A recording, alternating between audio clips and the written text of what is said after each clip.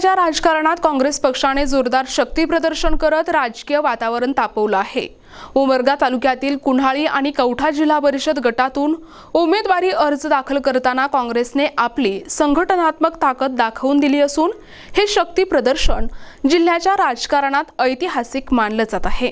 भारत शिक्षण संस्थेच्या मार्गदर्शिका, सामाजिक आणि शैक्षणिक क्षेत्रात मोठं योगदान देणाऱ्या श्रीमती लताताई शिवाजीराव मोरे यांनी उमरगा तालुक्यातील कुन्हाळी जिल्हा परिषद गटातून आपला उमेदवारी अर्ज दाखल केला, तर युवक काँग्रेसचे राष्ट्रीय सचिव महेश देशमुख यांनी कौठा जिल्हा परिषद गटातून जोरदार आणि ऐतिहासिक शक्ती प्रदर्शनात उमेदवारी अर्ज दाखल केला आहे।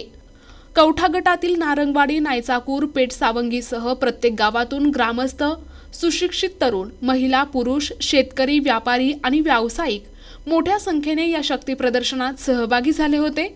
तब्बल 150हून अधिक चारचाकी वाहनांचा भव्य ताफा कौठा ते उमरगा असा मार्गक्रमण करत तालुका मुख्यालयात दाखल झाला। या शक्ती प्रदर्शनामुळे संपूर्ण उमरगा लोहारा तालुक्यात गल्लीबोळात चर्चेला उधाण आलं आहे।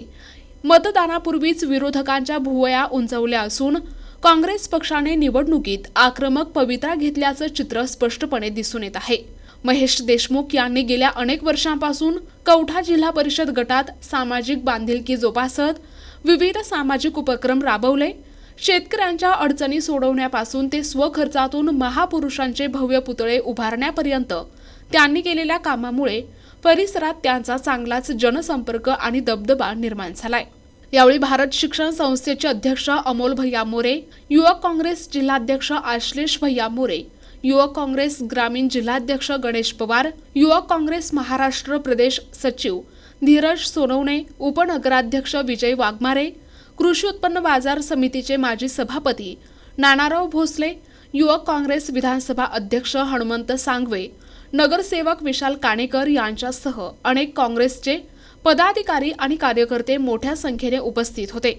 एकूणच कुन्हाळी आणि कौठा जिल्हा परिषद गटातील काँग्रेसचं हे ऐतिहासिक शक्ती प्रदर्शन आगामी निवडणुकीत काय रंग दाखवणार याकडे संपूर्ण धाराशिव जिल्ह्याचं लक्ष लागलं आहे। प्रतिनिधी सचिन बिद्री, NTV न्यूज मराठी, उमरगा, धाराशिव।